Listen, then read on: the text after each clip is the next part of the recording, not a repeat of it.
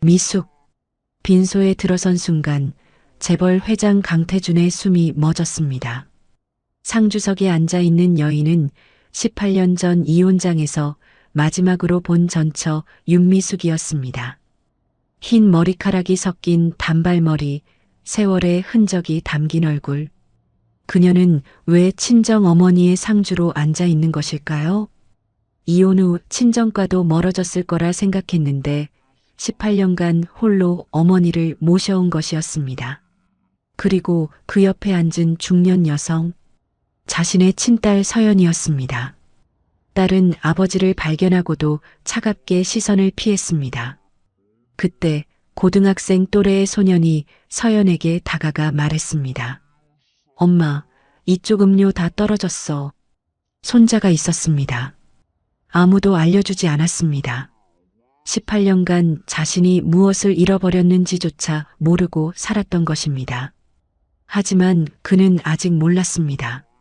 18년 전 이혼의 진짜 이유와 지금 자신의 곁에 있는 아내가 숨겨온 끔찍한 비밀을. 사연 시작하기 전에 구독 눌러주시면 새로운 사연을 매일 받아보실 수 있어요. 오늘의 사연 시작합니다. 2024년 늦가을 서울 도심의 스카이라인이 붉은 노을에 물들어가고 있었습니다. 성도그룹 본사 50층 회장실에서 강태준이 창가에 서서 저 멀리 한강을 내려다보고 있었습니다. 손에 들린 서류 한 장이 미세하게 떨리고 있었습니다. 심장 판막 이상이라. 태준이 낮게 중얼거리며 서류를 책상 위에 내려놓았습니다. 3년 만에 받은 종합건강검진 결과지였습니다. 그것도 성도의료재단이 아닌 외부 대학병원에서 받은 검사 결과였습니다. 회장님, 왜 이제야 검진을 받으셨습니까?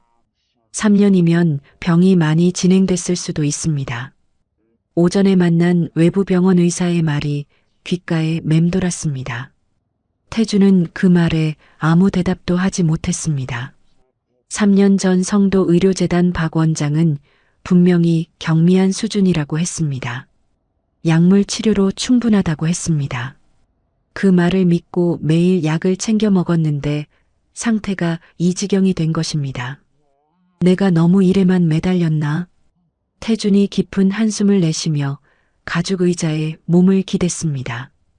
67회를 살아오면서 쉬어본 적이 없었습니다. 성도그룹을 일으켜 세우느라, 코스피에 상장시키느라, 사업을 확장하느라 자신의 몸은 늘 뒷전이었습니다. 그때 조심스러운 노크 소리가 들렸습니다. 회장님, 들어가도 되겠습니까? 수석 비서 김현수의 목소리였습니다. 들어와. 김현수가 문을 열고 들어오더니 태준 앞에 스마트폰 화면을 내밀었습니다. 화면에는 부고 문자 하나가 떠 있었습니다. 이게 뭔가? 회장님, 전 장모님이신 박순덕 여사께서 어제 별세하셨다고 합니다. 태준의 눈이 잠시 멈췄습니다. 박순덕? 18년 전 이혼하며 모든 인연을 끊었던 전처 윤미숙의 어머니였습니다. 언제 돌아가셨지? 어제 새벽이라고 합니다. 지병으로 투병 중이셨다고 하고요. 태준은 한동안 아무 말 없이 화면만 응시했습니다. 18년이라는 세월이 주마등처럼 스쳐 지나갔습니다. 조문 여부를 여쭤봐도 되겠습니까? 김현수가 조심스럽게 물었습니다. 태준은 창밖으로 시선을 돌렸습니다. 최근 들어 부쩍 과거를 돌아보는 시간이 많아졌습니다. 건강검진 결과를 받고 나서부터였습니다. 특히 18년 전 이혼 당시 미숙의 모습이 자꾸 떠올랐습니다. 왜 그렇게 담담하게 서류에 도장을 찍었는지, 왜 한 번의 연락도 없었는지, 그 의문이 요즘 들어 자주 마음을 어지럽혔습니다. 도의상, 한 번은 가봐야 하지 않겠나? 알겠습니다. 수행 차량을 준비하겠습니다. 아니, 혼자 갈 거야. 차도 내가 직접 몰고. 김현수가 살짝 놀란 표정을 지었지만 곧 고개를 숙였습니다. 예, 알겠습니다. 저녁 무렵 태주는 눈에 띄지 않는 검은색 중형세단을 직접 몰아 서울 외곽의 장례식장으로 향했습니다. 수행원도 없이 홀로 움직인 것은 이 방문이 성도그룹 회장으로서가 아닌 한 개인으로서의 조문임을 스스로에게 확인하는 것이었습니다. 장례식장 로비는 한산했습니다. 태주는 조문객들 사이에 섞여 빈소로 향하는 복도를 걸었습니다. 화려한 화환이나 기업체 조화는 보이지 않았습니다. 대부분이 동네 주민이나 노인들로 보였습니다. 그것은 박순덕 여사가 18년간 재벌가와 완전히 단절된 채 소박하게 살아왔음을 말해주고 있었습니다. 빈소에 들어선 순간 태준의 발걸음이 멈췄습니다. 상주석에 한 여인이 단정하게 앉아 조문객들의 인사를 받고 있었습니다. 흰 머리카락이 섞인 단발머리, 세월의 흔적이 담긴 얼굴. 그러나 그 눈매만은 18년 전 그대로였습니다. 미숙. 태준의 입에서 저도 모르게 작은 탄식이 새어나왔습니다. 윤미숙이었습니다. 18년 전 이혼장에서 마지막으로 보았던 전처가 바로 눈앞에 있었습니다. 태주는 미숙이 이혼 후 친정과도 사이가 멀어졌을 것이라 막연히 짐작했었습니다. 그러나 눈앞의 현실은 정반대였습니다. 미숙은 상주로서 어머니의 장례를 치르고 있었습니다. 18년간 홀로 된 친정 어머니를 지극정성으로 모셔왔다는 뜻이었습니다. 태준의 가슴이 먹먹해졌습니다. 그때 미숙 옆에 앉은 중년 여성이 눈에 들어왔습니다. 검은 상복을 입은 그 여성의 얼굴 윤곽과 눈매를 자세히 보던 태준의 눈이 크게 떠졌습니다. 서연이, 친딸 강서연이었습니다. 24세 마지막으로 본 딸이 어느새 42의 중년 여성이 되어 있었습니다. 서연은 빈소에 들어선 아버지를 발견하고도 아무런 표정 변화 없이 시선을 피해버렸습니다. 그 차가운 반응에 태준의 가슴이 서늘해졌습니다. 태준은 조용히 조문을 마치고 빈소 한쪽에 섰습니다. 그때 고등학생 또래의 소년 하나가 조문객들에게 음료를 나눠주며 분주하게 움직이는 모습이 눈에 들어왔습니다. 예의 바르고 단정한 모습의 소년이었습니다. 엄마, 이쪽 음료 다 떨어졌어. 더 가져올게. 소년이 서연에게 다가가며 말했습니다. 태준의 심장이 멈추는 듯 했습니다. 손자가 있었습니다. 아무도 알려주지 않았습니다. 알 방법도 없었습니다. 18년간 가족을 버려두고 사업에만 매달렸으니까요. 태준은 더 이상 그 자리에 서 있기가 힘들었습니다. 아무에게도 말을 걸지 못한 채 장례식장을 빠져나왔습니다. 주차장에 도착해 운전석에 앉았지만 시동을 걸 수가 없었습니다. 내가 뭘 한 거지? 태준의 손이 핸들 위에서 떨렸습니다. 18년간 성공과 사업 확장에만 매달리며 무엇을 잃어버렸는지조차 잊고 살았습니다. 딸이 결혼을 했는지, 아이를 낳았는지, 어떻게 살고 있는지 아무것도 몰랐습니다. 아니, 알려고 하지 않았습니다. 그 순간 가슴에서 날카로운 통증이 밀려왔습니다. 태준이 가슴을 움켜쥐며 거친 숨을 몰아쉬었습니다. 최근 진단받은 심장 질환이 다시 고개를 드는 것이었습니다. 같은 시각 서울 강남구 도곡동의 고급 주상복합 펜트하우스에서는 오정희가 개인 비서로부터 보고를 받고 있었습니다. 그래서 회장님이 어디를 갔다고? 전 장모님 장례식장에 다녀오신 것으로 확인됐습니다. 정희의 눈빛이 싸늘하게 변했습니다. 40살의 재벌가의 딸이라는 지위와 사업 제휴를 무기로 태준과 결혼한 지 18년이었습니다. 처음부터 애정 따위는 없었습니다. 오직 성도그룹 경영권을 아들 민재에게 넘기는 것만이 목표였습니다. 민재한테 연락해. 오늘 밤에 만나자고. 예, 알겠습니다. 늦은 밤 성도그룹 부사장실에서 정희와 민재가 마주 앉았습니다. 민재가 서류 한 장을 테이블 위에 펼쳤습니다. 태준의 외부병원 건강검진 결과지였습니다. 심장 수술 없이는 2년을 넘기기 어렵다. 좋은 소식이네요, 어머니. 민재가 만족스러운 미소를 지었습니다. 서두를 필요 없어. 자연스럽게 기다리면 돼. 정희가 차갑게 말했습니다. 그런데 문제가 하나 생겼어. 전처 가족이 다시 나타났잖아. 그게 왜 문제가 되는데요? 너의 아버지가 흔들릴 수 있어. 갑자기 손자가 있다는 걸 알게 됐으니까. 정희의 눈이 매섭게 빛났습니다. 3년 전부터 성도의료재단 박 원장을 매수하여 태준의 검진 결과를 축소 보고하게 한 것도 처방된 심장약의 효능을 떨어뜨리는 성분을 미량 첨가한 것도 모두 이 순간을 위해서였습니다.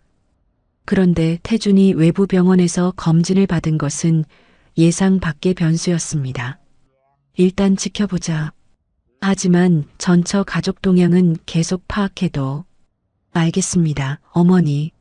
한편 장례식장에서는 새벽녘이 되어서야 조문객이 모두 빠졌습니다. 미숙이 홀로 영정사진 앞에 앉아 어머니의 얼굴을 바라보고 있었습니다. 눈물이 볼을 타고 흘러내렸습니다. 엄마, 태준 씨가 왔었어요. 맞죠? 미숙이 영정사진을 향해 낮게 속삭였습니다. 어머니 박순덕 여사는 생전에 늘 말했습니다. 태준이는 나쁜 사람이 아니야. 언젠가 진실을 알게 될 거다. 그 말의 의미를 어머니만 알고 있었습니다. 미숙은 어머니의 유품을 정리하기 위해 낡은 서랍장을 열다가 이중 바닥 아래에서 봉투 하나를 발견했습니다. 봉투 겉면에는 어머니의 필체가 적혀 있었습니다. 내가 죽거든 미숙이와 태준이에게 전해주오. 미숙의 손이 떨렸습니다. 심장이 철렁 내려앉았습니다. 무엇이 적혀 있는지 두려웠습니다. 18년간 묻어두었던 상처가 다시 헤집어질 것 같았습니다. 미숙은 결국 봉투를 열지 못하고 자신의 가방 깊숙이 넣어두었습니다.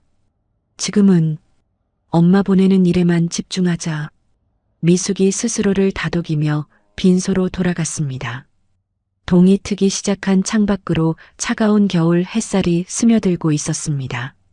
장례를 마친 지 나흘이 지났습니다. 미숙은 어머니가 남긴 봉투를 여전히 열어보지 못한 채 가방에 넣어 다녔습니다. 처음에는 서랍에 넣어두려 했습니다. 그런데 왠지 어머니의 마지막 흔적을 곁에 두고 싶었습니다. 그래서 항상 가방에 넣어 지니고 다녔습니다. 하지만 무엇이 적혀 있을지 두려워 봉투를 열 용기는 나지 않았습니다. 서연은 외할머니 장례 이후 어머니의 변화를 눈치채고 있었습니다.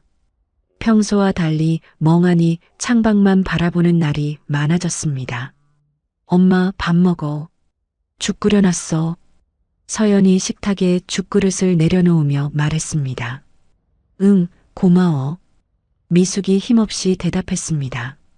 서연은 어머니의 그런 모습이 외할머니를 잃은 슬픔 때문인지 장례식장에서 갑자기 나타났던 아버지 때문인지 분간하기 어려웠습니다. 사실 서연 자신도 18년 만에 본 아버지의 모습이 머릿속에서 떠나지 않았습니다. 흰 머리카락이 부쩍 늘어난 얼굴, 늙어버린 모습, 그 모습이 자꾸 떠올라 복잡한 심경이었습니다. 엄마, 나 가게 나갈게. 오늘 호텔 웨딩 납품 있어서 좀 바빠. 그래, 조심해서 가. 서연이 집을 나서 꽃집으로 향했습니다. 서울 은평구 상가 건물 1층에 있는 서연이네 꽃집이었습니다. 10년째 같은 자리에서 운영해온 작은 화원이었습니다. 가게 문을 열자 직원 한정민이 먼저 와서 꽃 손질을 하고 있었습니다. 대학에서 원예학을 전공하고 7년째 함께 일해온 35살의 청년이었습니다. 사장님 오셨어요? 오늘 웨딩 납품 물량 다 준비해뒀어요. 고마워, 정민 씨. 일찍 나왔네. 호텔에서 오전 10시까지 도착해달라고 해서요. 정민이 서연의 얼굴을 살피며 말했습니다. 근데 사장님, 요즘 많이 안 좋아 보여요. 무슨 일 있으면 말씀하세요. 괜찮아. 좀 피곤해서 그래. 서연이 억지로 웃으며 대답했습니다. 정민은 더 캐묻지 않고 고개를 끄덕였습니다. 그럼 저 배달 다녀올게요. 사장님은 좀 쉬세요. 정민이 준비한 꽃 상자들을 들고 가게를 나섰습니다. 서연은 텅 빈 가게에 혼자 남아 한숨을 내쉬었습니다. 같은 시각 성도그룹 본사 회장실에서 태주는 업무에 집중하지 못하고 있었습니다. 서류를 펼쳐놓고도 눈에 들어오지 않았습니다. 자꾸 장례식장에서 본 미숙과 서연, 그리고 손자의 얼굴이 떠올랐습니다. 현수야. 예, 회장님. 비서 김현수가 다가왔습니다. 전처 가족. 지금 어떻게 살고 있는지 알아볼 수 있나? 조사를 해보라는 말씀이십니까?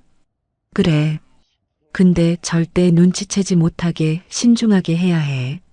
알겠습니다. 최대한 조심스럽게 진행하겠습니다. 이틀 후 김현수가 보고서를 들고 회장실로 들어왔습니다. 회장님, 요청하신 자료입니다. 태준이 보고서를 받아들었습니다. 첫 장부터 가슴이 답답해졌습니다. 서연은 서울 은평구 상가 건물 1층에서 서연인의 꽃집을 10년째 운영하고 있었습니다. 직원 한 명과 함께 어머니 미숙과 아들 준호를 부양하며 살고 있었습니다. 월세와 생활비를 감당하느라 재정 상황은 넉넉지 않았습니다. 꽃집 수익만으로는 빠듯한 살림이었습니다. 싱글맘이라고? 태준이 보고서의 한 대목에서 멈췄습니다. 예. 따님께서 대학 졸업 직후 교제하던 남성분이 임신 사실을 알고 잠적했다고 합니다. 이후 혼자서 아이를 낳아 키우셨고요. 그 남자 이름은 확인이 어려웠습니다. 출생신고서에도 아버지 이름이 공란으로 되어 있습니다. 태준의 손이 떨렸습니다. 딸이 임신한 채로 버림받았다는 사실, 혼자서 아이를 낳고 꽃집을 차려 생계를 이어왔다는 사실, 그 모든 어려움을 딸이 홀로 감당해왔습니다. 내가 곁에 있었으면. 태준이 낮게 중얼거렸습니다. 자신이 곁에 있었다면 딸이 그런 고통을 겪지 않았을 것입니다. 그 생각에 잠을 이룰 수가 없었습니다. 며칠 후 태준은 결심을 했습니다. 직접 꽃집을 찾아가 보기로 한 것입니다. 평범한 캐주얼 차림으로 갈아입고 혼자 차를 몰았습니다. 꽃집에 도착했을 때 마침 서연은 은행 업무를 보러 나가고 없었습니다. 가게에는 학교 수업을 마친 준호 혼자서 자리를 지키고 있었습니다. 어서 오세요. 준호가 밝은 목소리로 인사했습니다. 태준은 가슴이 뭉클했습니다. 손자였습니다. 장례식장에서 본 그 소년이었습니다. 꽃 좀 보려고 왔는데. 네, 천천히 구경하세요. 뭐 찾으시는 거 있으면 말씀해 주세요.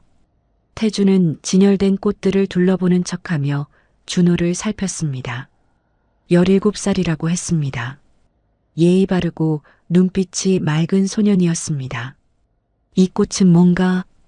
태준이 흰 장미를 가리키며 물었습니다. 아, 그건 화이트 오하라예요. 웨딩 부케에 많이 쓰는 장미인데 향이 정말 좋아요. 물은 이틀에 한 번 갈아주시면 오래 가고요. 준호가 또박또박 설명했습니다. 태준의 눈가에 미소가 번졌습니다. 어린 나이에 꽃을 참 잘 아는구나. 어릴 때부터 엄마 도우면서 배웠어요. 꽃 이름이랑 관리법은 거의 다 외웠어요. 준호가 밝게 웃었습니다. 그 웃는 모습에서 태준은 자신의 젊은 시절을 보았습니다. 말로 표현할 수 없는 감정이 밀려왔습니다. 그럼 이 흰 장미로 한 다발 만들어줄 수 있나? 그럼요. 잠깐만 기다리세요. 준호가 능숙하게 꽃을 골라 포장하기 시작했습니다. 태준은 그 모습을 지켜보며 가슴속에서 뜨거운 것이 치밀어 올랐습니다. 꽃집을 나서는 태준의 뒤를 누군가 사진으로 찍고 있었습니다. 건물 맞은편 카페에 앉아있던 남자였습니다. 정희가 6개월 전부터 남편 감시를 위해 고용해둔 사설 탐정이었습니다. 탐정이 스마트폰을 꺼내 정희에게 연락했습니다. 네, 접니다. 회장님이 방금 전처 딸의 꽃집에서 나오셨습니다. 사진 보내드리겠습니다. 정희는 전송받은 사진을 보며 얼굴을 굳혔습니다. 불쾌감을 넘어 강한 경계심이 일었습니다. 그날 저녁 정희는 강남의 고급 레스토랑 VIP룸에 아들 민재를 불렀습니다. 무슨 일이세요, 어머니? 급하게 부르시고 민재가 자리에 앉으며 물었습니다. 너의 아버지가 오늘 전처 딸 꽃집에 갔다 왔어. 뭐요? 왜요? 그걸 내가 어떻게 알아? 장례식장에 간 것도 모자라서 이제 꽃집까지 찾아가고 있어. 정희의 목소리에 날이 서 있었습니다. 민재가 와인잔을 만지작거리며 말했습니다. 걱정 마세요, 어머니.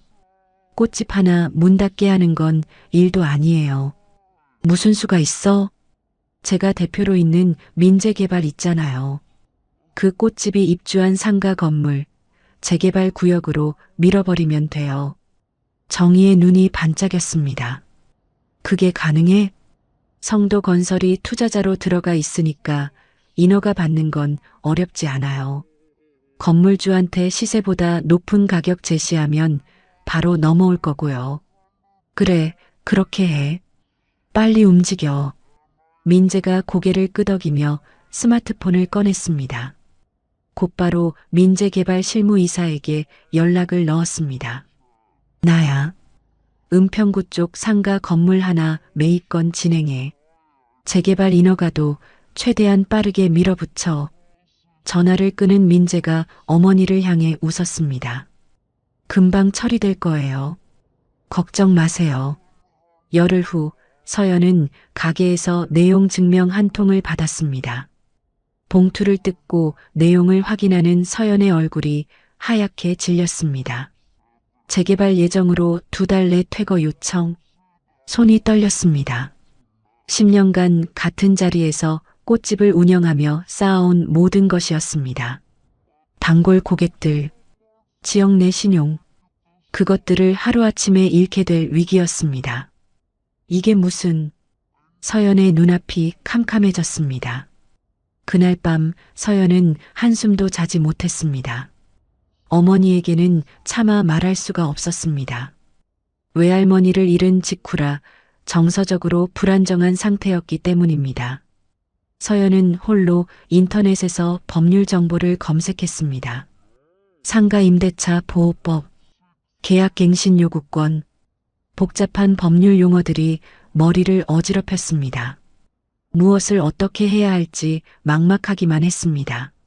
며칠 후 태준이 다시 꽃집 인근을 지나게 되었습니다. 그때 서연이 내용 증명을 들고 건물 관리인과 말다툼을 하고 있는 장면이 눈에 들어왔습니다. 아니, 갑자기 2달 안에 나가라니 그게 말이 돼요. 서연의 목소리가 떨리고 있었습니다. 그 절박한 표정을 본 태준의 가슴이 철렁 내려앉았습니다. 현수야, 급한 일이 생겼어. 태준이 비서에게 전화를 걸었습니다. 저 상가 재개발 프로젝트 있잖아. 실소유주가 누군지, 의결권자가 누군지 긴급하게 조사해. 알겠습니다, 회장님. 다음 날 김현수가 조사 결과를 가져왔습니다. 보고서를 읽는 태준의 얼굴이 굳어졌습니다. 상가를 인수한 민재개발의 최대 지분 보유자는 오민재였습니다. 민재개발의 배후에는 성도건설이 투자자로 참여하고 있었습니다. 성도건설의 경영 일선을 맡고 있는 것도 민재였습니다. 이 자식이... 태준의 주먹이 떨렸습니다. 의부사들이 전처의 딸을 의도적으로 쫓아내려 하고 있었습니다. 분노가 치밀었습니다. 하지만 태준은 아직 직접 나서지 않기로 했습니다. 더 많은 증거를 모아야 했습니다. 그날 저녁 태준은 집에서 정희와 마주 앉았습니다. 아무것도 모르는 척 평소처럼 행동했습니다. 요즘 민재가 부동산 쪽으로 사업을 확장한다던데 잘 되어가나? 정희의 얼굴에 잠시 당황한 기색이 스쳤습니다. 젊은이들 하는 일이니 저도 자세히는 몰라요. 태주는 그 반응을 놓치지 않았습니다. 아내의 관여를 확신하게 되었습니다. 밤늦은 시간 준호가 학교 급식실 보조 아르바이트를 마치고 꽃집에 들렀습니다. 서연이 혼자서 시든 꽃을 정리하고 있었습니다. 엄마, 아직도 이래? 이제 들어가. 응, 금방 갈게. 준호가 어머니의 얼굴을 살폈습니다. 눈이 퉁퉁 부어 있었습니다. 엄마, 무슨 일 있어? 요즘 계속 힘들어 보여. 서연이 아들을 바라보았습니다. 17살밖에 안 된 아이에게 짐을 지우고 싶지 않았습니다. 괜찮아. 곧 해결될 거야. 서연이 억지 미소를 지었습니다. 준호는 더 캐묻지 않았습니다. 대신 어머니 옆에 앉아 묵묵히 꽃 정리를 도왔습니다. 서연의 눈가에 눈물이 맺혔습니다. 퇴거 통보를 받은 지 2주가 지났습니다. 서연은 구청 민원실을 찾아갔습니다. 재개발 관련 상담을 받기 위해서였습니다. 죄송합니다만 이건 사업 시행자 측 문제라서 구청에서 개입하기가 어렵습니다. 담당 직원의 대답은 차가웠습니다. 서연은 발걸음을 돌려 대한법률구조공단에 전화를 걸었습니다. 상담 예약이요? 지금 대기 인원이 많아서 3주 정도 걸립니다. 3주를 기다릴 여유가 없었습니다. 퇴거 기한은 2달도 채 남지 않았습니다. 서연은 동네 주민센터에서 안내받은 무료 법률지원센터를 직접 찾아가기로 했습니다. 법률지원센터는 종로구의 낡은 건물 3층에 있었습니다. 접수 창구에서 서연이 이름과 사연을 말했습니다. 당번 상담원이 서류를 받아들고 잠시 자리를 비웠습니다. 얼마 후 흰 머리의 노신사 한 분을 데리고 돌아왔습니다. 이분이 송재호 변호사님이세요. 오늘 상담을 맡아주실 거예요. 서연이 고개를 숙여 인사했습니다. 송재호는 68배 나이에 반은퇴 상태로 무료 법률 봉사를 하고 있는 원로 변호사였습니다. 앉으세요. 강서연 씨라고 했나? 네, 맞습니다.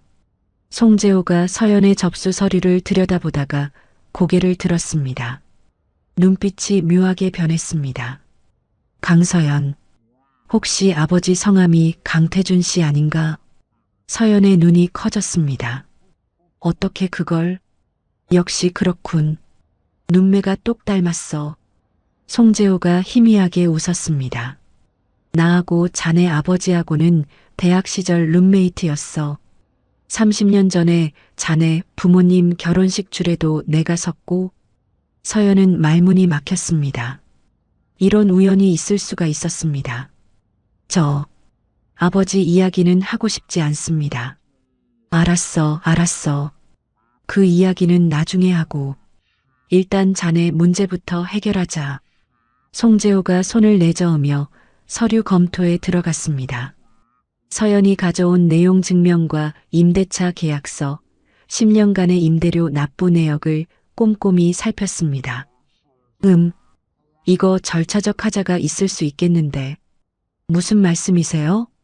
상가 건물 임대차 보호법 제10조에 따르면 자네한테는 10년간의 계약갱신 요구권이 있어. 재개발 사유만으로 임차인을 일방적으로 퇴거시킬 수는 없거든.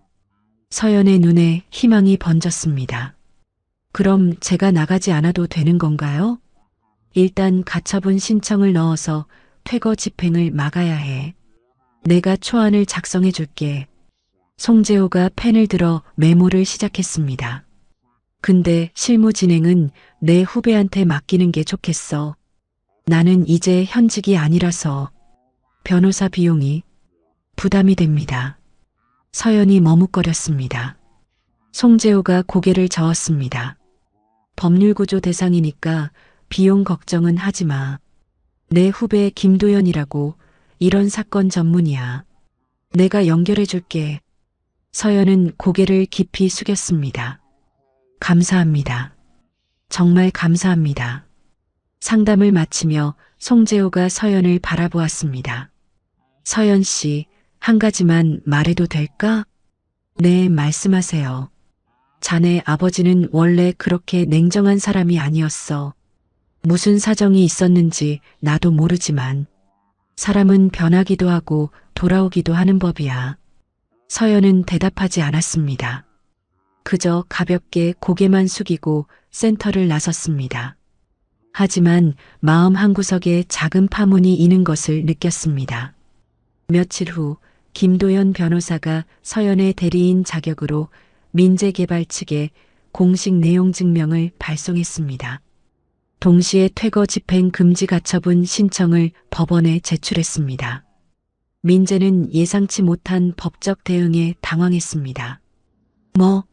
가처분 신청? 민재개발 법무팀장이 고개를 숙였습니다. 네, 대리인이 김도연 변호사라고 합니다. 법원에서 심리 전까지 퇴거 집행을 일시 유예하라는 통보가 왔습니다. 꽃집 하나 운영하는 여자가 어디서 변호사를 구해? 민재의 얼굴이 불그락푸르락해졌습니다. 곧바로 어머니 정희에게 전화를 걸었습니다. 어머니, 법으로 막히면 다른 방법을 써야 할 것 같아요. 다른 방법이라니? 그 여자 어머니 있잖아요. 윤미숙, 그쪽 과거를 좀 파헤쳐 보려고요. 정희의 목소리가 차가워졌습니다. 좋아. 확실하게 해. 전처 가족을 완전히 무력화시켜야 돼. 민재는 자신이 운영하는 사설정보 수집 업체에 지시를 내렸습니다. 미숙의 30년 전 직장생활 기록부터 현재까지의 신상 정보를 샅샅이 조사하라고 했습니다.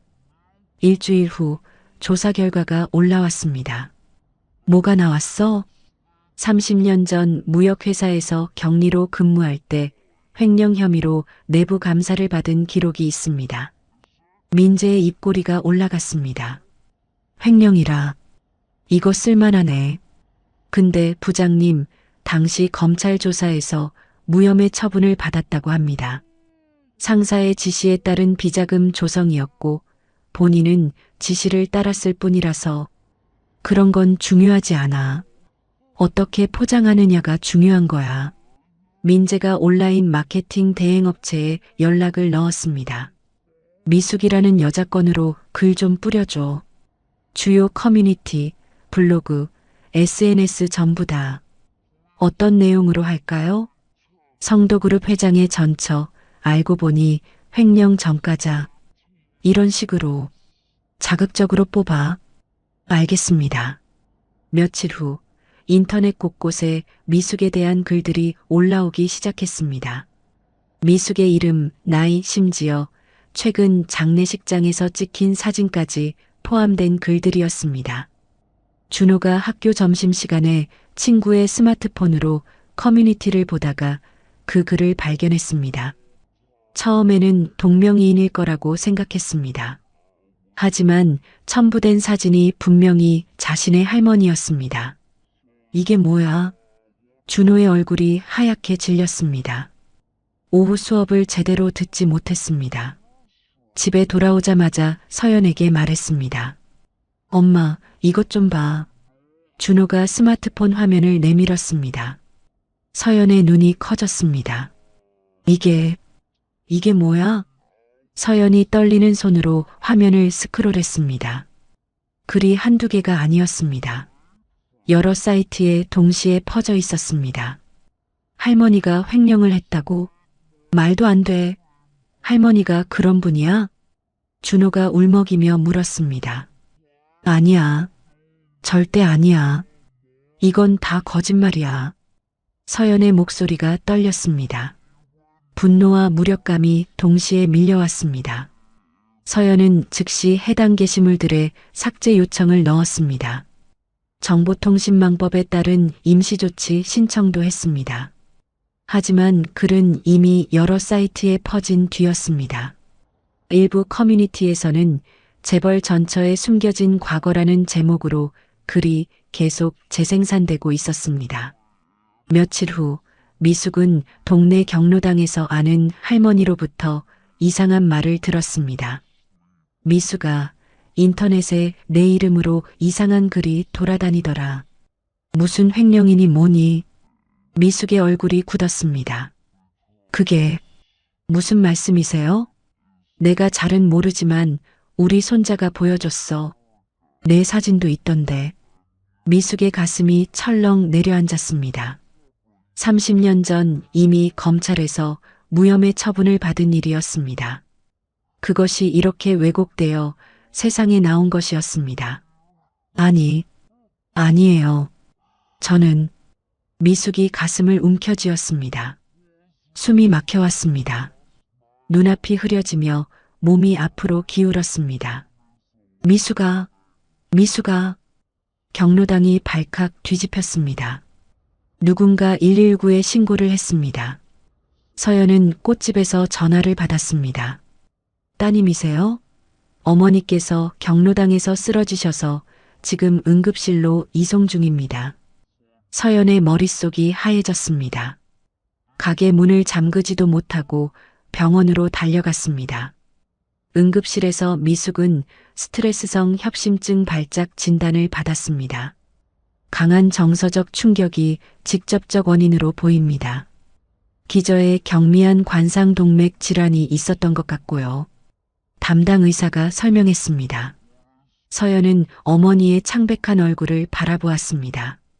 이 모든 일의 배후가 누구인지 직감했습니다. 아버지의 현재 가족이 자신들을 조직적으로 공격하고 있다는 확신이 들었습니다. 태주는 비서 김현수를 통해 이 소식을 접했습니다. 회장님, 윤미숙 여사께서 입원하셨습니다. 인터넷에 퍼진 비방글 때문에 충격을 받으신 것 같습니다. 비방글이라니? 김현수가 태블릿을 내밀었습니다. 태준의 얼굴이 굳어졌습니다. 이 글들 최초 게시자 IP 추적해봤나?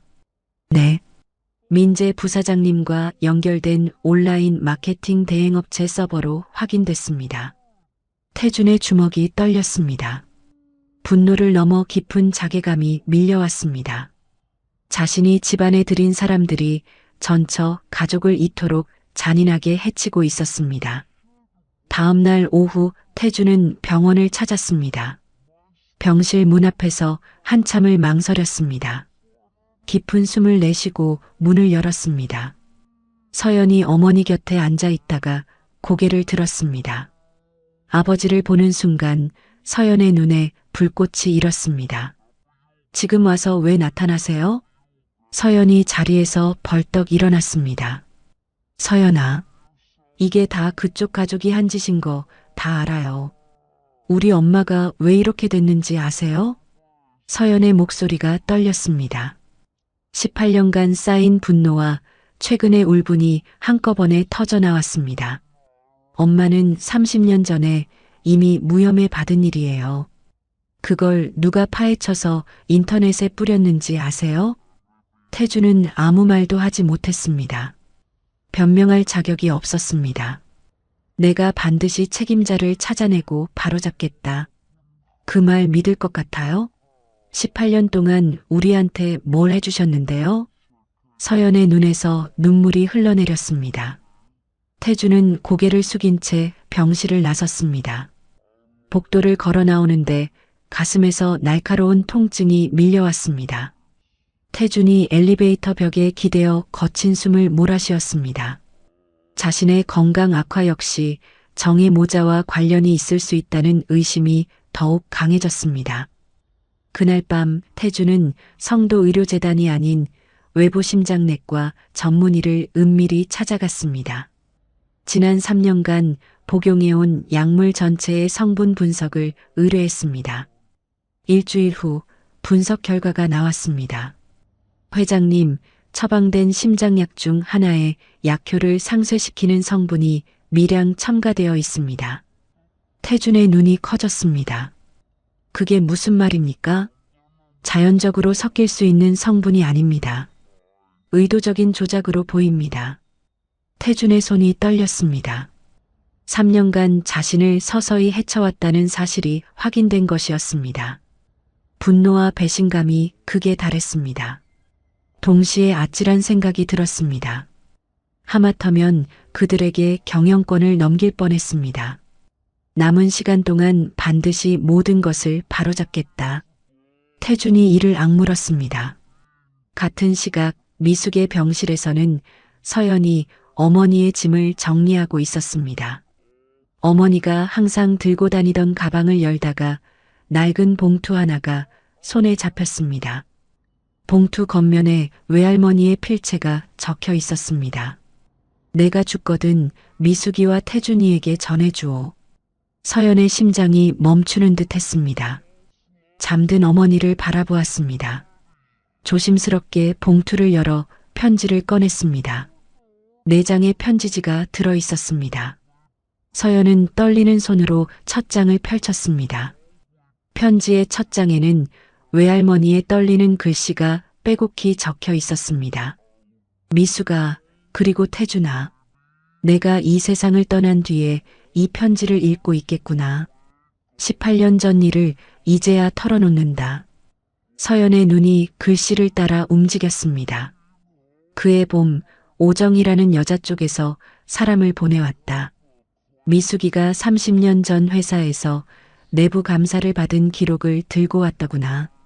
그자가 말하길 이 사실을 언론에 폭로하면 갓 상장한 성도그룹 주가가 폭락할 것이고 태준이가 평생 쌓아온 모든 것이 무너질 거라고 했다. 서연의 손이 떨리기 시작했습니다. 그 협박을 들은 미숙이는 며칠 밤을 뜬 눈으로 지새웠다. 나는 딸에게 싸우라고 했다. 그까짓 건 무섭지 않다고, 진실을 말하면 된다고 했다. 하지만 미숙이는 고개를 저었다. 엄마, 태준 씨가 얼마나 힘들게 여기까지 왔는지 알잖아요. 내 과거 때문에 그 사람 인생이 무너지는 건 못 봐요. 미숙이는 그렇게 말하고는 스스로 이혼 서류에 도장을 찍었다. 서연의 눈에서 눈물이 흘러내렸습니다. 어머니가 왜 그토록 담담하게 이혼에 응했는지 이제야 알 것 같았습니다. 2번째 장으로 넘어갔습니다. 미숙이는 이혼 후에도 태준이를 단 한 번도 원망하지 않았다. 오히려 자기 과거가 남편에게 짐이 될까봐 스스로 떠난 것이었다. 나는 그런 딸이 안쓰러워서 가슴이 찢어지는 것 같았다. 18년 동안 미숙이는 혼자서 모든 짐을 지고 살았다. 서연이 키우는 것도 나를 모시는 것도 전부 혼자 힘으로 해냈다. 서연은 소리 없이 흐느꼈습니다. 어머니의 희생을 이제야 알게 된 것이 너무 늦은 것 같아 가슴이 아팠습니다. 3번째 장에는 외할머니 본인의 회한이 담겨 있었습니다. 나는 딸이 그토록 큰 희생을 하는 것을 알면서도 막지 못했다. 그게 평생 한이 되었다. 3개월 전에 태준이에게 편지를 보냈다. 이제라도 진실을 알려야겠다고 생각했다. 하지만 답장이 없었다. 태준이가 여전히 과거를 외면하고 있다고 생각했다.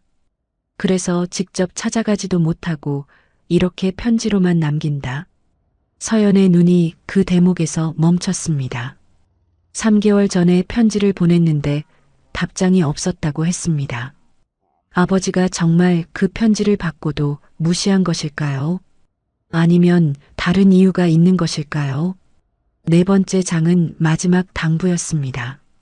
이 편지가 태준이에게 전해진다면 그가 진실을 알고 미숙이를 다시 찾아주길 바란다. 내 딸은 18년간 단 한 번도 태준이를 원망한 적이 없다. 태준아, 네가 이 편지를 읽고 있다면 제발 미숙이를 찾아가다오. 그 아이는 아직도 너를 기다리고 있단다. 서연은 편지를 가슴에 안고 한참을 울었습니다. 병실 창문으로 새벽빛이 스며들고 있었습니다. 아침이 되어 미숙이 눈을 떴습니다. 서연아, 너 밤새 안 잤어? 엄마 괜찮아? 서연이 어머니의 손을 잡았습니다. 한참을 망설이다가 입을 열었습니다. 엄마 나 외할머니 편지 봤어. 미숙의 얼굴이 굳었습니다. 그걸 봤구나. 엄마가 왜 그랬는지 이제 알 것 같아. 18년 동안 얼마나 힘들었어? 미숙의 눈에 눈물이 고였습니다. 엄마가 그런 걸 남겨뒀을 줄은 몰랐어. 나는 그냥 조용히 묻어두려고 했는데. 엄마, 이거 아버지한테 알려야 하지 않을까? 미숙이 고개를 돌렸습니다. 창밖을 바라보며 한참을 침묵했습니다. 이제 와서 그걸 알면 뭐가 달라지겠니? 18년이나 지났는데. 하지만 아버지는 진실을 몰랐잖아. 외할머니가 3개월 전에 편지를 보냈는데 답장이 없었다고 했어. 혹시 그 편지가 아버지한테 전달이 안 된 거 아닐까? 미숙이 딸을 바라보았습니다. 지친 눈빛이었습니다. 서연아, 나는 더 이상 기대하고 싶지 않아. 너무 지쳤어. 엄마. 하지만 네가 판단해라. 네가 보여주고 싶으면 보여줘도 돼. 미숙이 눈을 감았습니다. 서연은 편지를 자신의 가방에 다시 넣었습니다. 그 무렵 태주는 약물 조작 증거를 손에 쥐고 움직이기 시작했습니다. 먼저 성도의료재단 소속 박 원장을 본사로 불렀습니다. 박 원장, 할 말이 있어서 불렀네.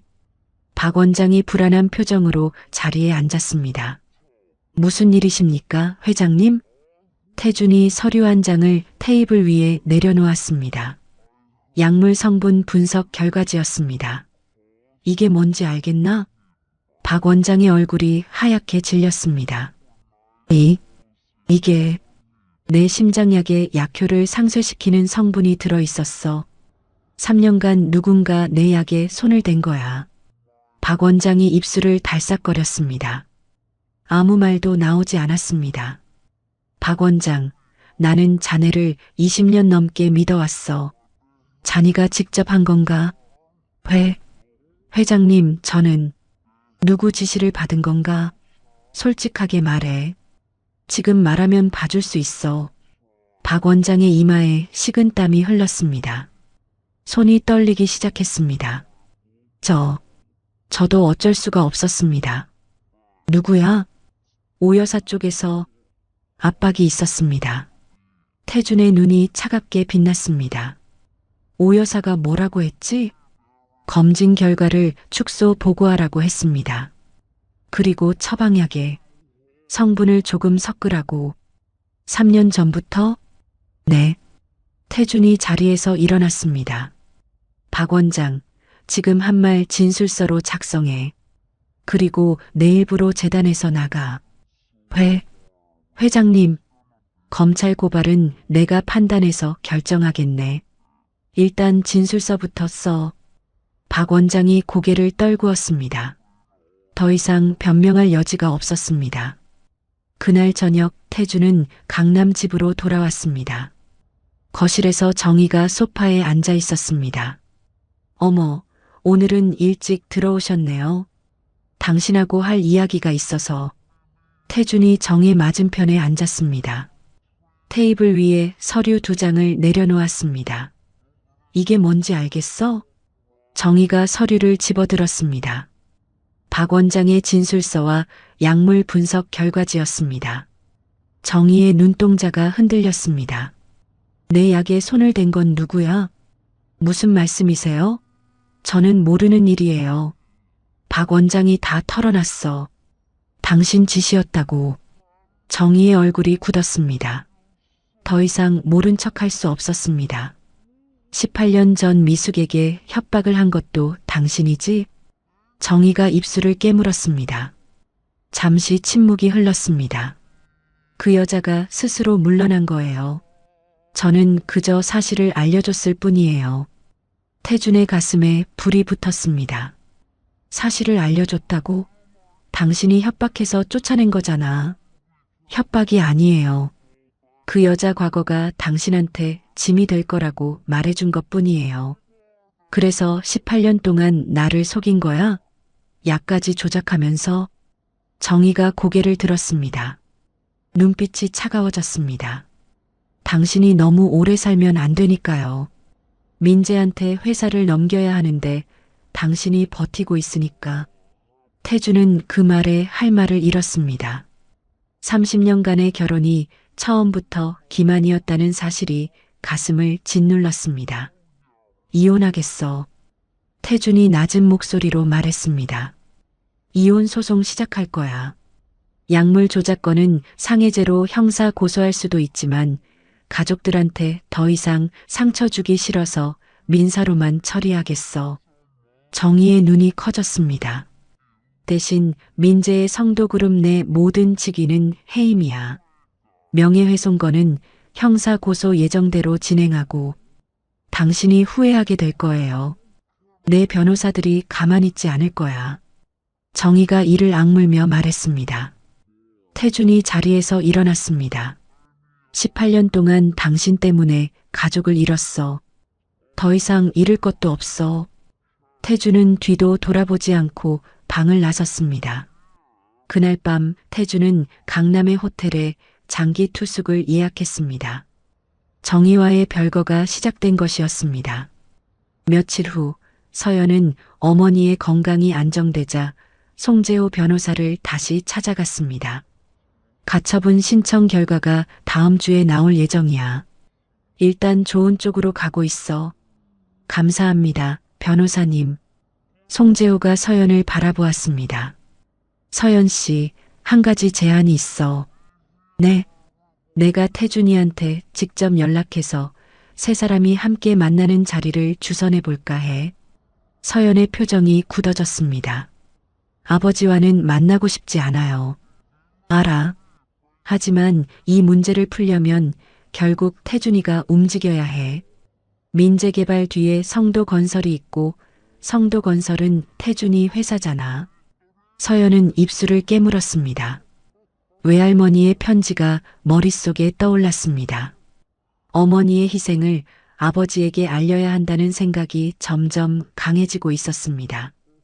저 아버지한테 직접 전해드리고 싶은 게 있어요. 뭔데? 외할머니가 남긴 편지예요. 아버지가 꼭 알아야 할 내용이 있어서. 송재호가 고개를 끄덕였습니다. 그래, 그럼 만남을 주선할게. 며칠 후 서울 종로구 인사동의 조용한 전통 찻집에서 태준과 서연이 마주 앉았습니다. 18년 만에 제대로 얼굴을 맞대고 앉는 자리였습니다. 송재호가 가운데에서 분위기를 풀어주었습니다. 두 사람 다 내 오랜 인연이야. 오늘은 감정 내려놓고 이야기해보자. 태준이 먼저 입을 열었습니다. 서연아, 아빠가 정말 미안하다. 얼마나 어리석었는지 이제야 알겠다. 서연은 대답하지 않았습니다. 태준이 계속 말했습니다. 사업 성공한다고 가족을 버린 게 내 인생 최대의 실수였어. 최근에 알게 됐어. 정의하고 민재가 뒤에서 무슨 짓을 했는지. 태준의 눈에 눈물이 맺혔습니다. 모든 게 나의 무지와 무관심 때문이었어. 용서해달라고 말할 자격도 없다는 거 알아. 서연은 아버지의 눈물을 보며 마음이 흔들렸습니다. 하지만 쉽게 말이 나오지 않았습니다. 쉽게 용서하기는 어려워요. 18년이에요. 알아. 충분히 이해해. 서연이 가방에서 봉투 하나를 꺼냈습니다. 이건 외할머니가 돌아가시기 전에 남긴 거예요. 엄마가 아버지께 전하라고 했어요. 태준이 떨리는 손으로 봉투를 받았습니다. 편지를 펼쳐 읽기 시작했습니다. 글씨를 따라 눈이 움직일수록 태준의 얼굴이 일그러졌습니다. 눈물이 볼을 타고 흘러내렸습니다. 편지를 다 읽은 태준은 한참 동안 아무 말도 하지 못했습니다. 미숙이가 나 때문에. 목소리가 떨렸습니다. 내가 미숙에게 직접 사과해야겠다. 18년 동안 그녀가 지고 있던 짐을 이제야 알았어. 서연은 아버지의 진심이 느껴졌습니다. 고개를 끄덕였습니다. 엄마가 퇴원하시면 우리 집으로 찾아오세요. 태준이 고개를 들었습니다. 딸의 눈에서 차가움이 조금 녹아 있었습니다. 그것은 18년 만에 딸이 아버지에게 내민 첫 번째 화해의 손길이었습니다. 며칠 후 미숙이 태어난 날 태주는 서연의 집 앞에 섰습니다. 한참을 서성이다 결국 초인종을 눌렀습니다. 문을 연 것은 준호였습니다. 그때 꽃집에 오셨던 손님 아저씨네요. 준호가 반갑게 웃었습니다. 서연이 뒤에서 나왔습니다. 준호야, 이분은 내 외할아버지야. 준호의 눈이 동그래졌습니다. 잠시 놀란 표정을 짓더니 이내 손을 내밀었습니다. 안녕하세요. 저 강준호예요. 태준이 손자의 손을 잡았습니다. 따뜻한 온기가 전해졌습니다. 태준의 눈가가 촉촉해졌습니다. 태준이 거실로 들어섰습니다. 작은 아파트였습니다. 낡은 소파와 오래된 텔레비전이 눈에 들어왔습니다. 벽에는 준호의 어린 시절 사진들이 걸려 있었습니다. 미숙이 안방에서 나왔습니다. 18년 만에 두 사람이 제대로 마주보는 순간이었습니다. 태준 씨, 미숙의 목소리가 떨렸습니다. 태준은 아무 말도 하지 못했습니다. 흰 머리카락이 부쩍 늘어난 미숙의 얼굴을 바라보았습니다. 세월의 무게가 고스란히 느껴졌습니다. 준호야, 우리 잠깐 밖에 나가 있자. 서연이 아들의 어깨를 잡았습니다. 왜? 나도 궁금한데. 어른들 이야기할 게 있어. 편의점에서 아이스크림 사줄게. 준호가 못마땅한 표정을 지었지만 어머니를 따라 밖으로 나갔습니다. 거실에 태준과 미숙 두 사람만 남았습니다.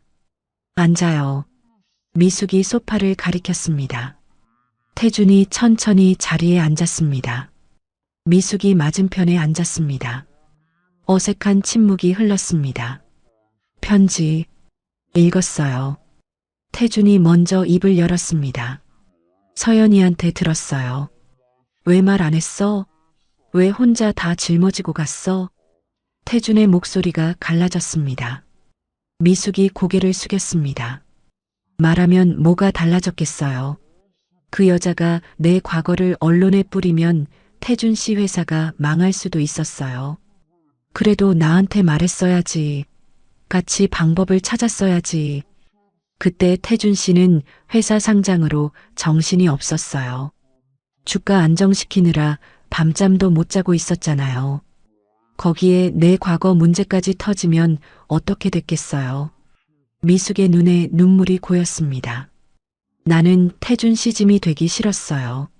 내 과거 때문에 태준 씨가 평생 쌓아온 게 무너지는 건 못 봤어요. 태준이 고개를 떨궜습니다. 주먹을 꽉 쥐었습니다. 바보 같은 소리 하지 마. 회사가 뭐가 중요해. 당신이랑 서연이가 더 중요했어. 지금은 그렇게 말하지만 그때는 달랐잖아요. 회사가 태준 씨 전부였잖아요. 태준은 반박할 수 없었습니다. 미숙의 말이 맞았습니다. 그때의 자신은 회사 외에는 아무것도 보이지 않았습니다. 미안해. 정말 미안해. 태준의 눈에서 눈물이 흘러내렸습니다. 내가 그때 당신 마음을 몰라줬어. 왜 그렇게 쉽게 이혼에 응하나 싶으면서도 묻지 않았어. 바빠서, 정신이 없어서, 그게 다 핑계였어. 미숙이 눈물을 닦았습니다. 나도 원망 안 한 건 아니에요. 처음 몇 년은 정말 힘들었어요. 서연이 어린 것도 혼자 키워야 했고, 엄마도 혼자 모셔야 했고, 알아. 다 내 잘못이야. 근데 시간이 지나니까 원망하는 것도 지치더라고요. 그냥 잊고 살자. 그렇게 마음먹었어요. 두 사람 사이에 무거운 침묵이 흘렀습니다. 창밖으로 저녁 노을이 물들고 있었습니다. 당신 어머니 편지에 이런 말이 있었어. 태준이 천천히 말했습니다. 3개월 전에 나한테 편지를 보냈는데 답장이 없었다고. 나는 그 편지를 받은 적이 없어. 미숙이 고개를 들었습니다. 받은 적이 없다고요? 응. 아마 정희 쪽에서 가로챈 것 같아. 그 여자가 내 주변을 다 감시하고 있었더라고. 미숙의 눈이 커졌습니다. 엄마가 답장이 없어서 얼마나 속상해 하셨는지 몰라요. 태준 씨가 아직도 자기를 외면한다고 생각하셨을 거예요. 알아. 그래서 더 미안해. 장모님한테도 당신한테도. 태준이 미숙의 손을 잡았습니다. 거칠어진 손이었습니다. 18년간 혼자서 가족을 지켜온 손이었습니다. 미숙아, 이제라도 다시 시작하면 안 될까? 미숙이 손을 빼며 고개를 저었습니다. 태준 씨, 우리가 무슨 사이예요? 18년이나 지났어요. 알아. 갑자기 예전처럼 되자는 게 아니야. 그냥 천천히 다시 알아가면 안 될까? 쉽지 않을 거예요. 알아. 하지만 해보고 싶어. 남은 시간이라도 제대로 살고 싶어. 미숙이 태준을 바라보았습니다. 늙어버린 얼굴이었습니다. 하지만 눈빛만은 진심이 담겨 있었습니다. 생각해 볼게요. 미숙이 작은 목소리로 대답했습니다. 그때 현관문이 열리며 서연과 준호가 들어왔습니다. 다 얘기했어요? 서연이 조심스럽게 물었습니다. 응, 이제 막 끝났어. 미숙이 눈가를 훔치며 대답했습니다. 준호가 아이스크림을 들고 태준에게 다가왔습니다. 외할아버지, 아이스크림 드실래요? 제가 골랐어요. 태준의 얼굴에 미소가 번졌습니다. 고맙다, 준호야. 아이스크림을 받아들며 태준은 손자의 얼굴을 바라보았습니다. 자신의 젊은 시절과 닮은 이목구비였습니다. 준호야, 외할아버지가 너한테 사과해야 할 게 있어. 저한테요? 응. 17년 동안 네가 있는 줄도 몰랐어. 내 엄마가 얼마나 힘들게 너를 키웠는지도 몰랐고 다 외할아버지 잘못이야. 준호가 고개를 갸웃거렸습니다.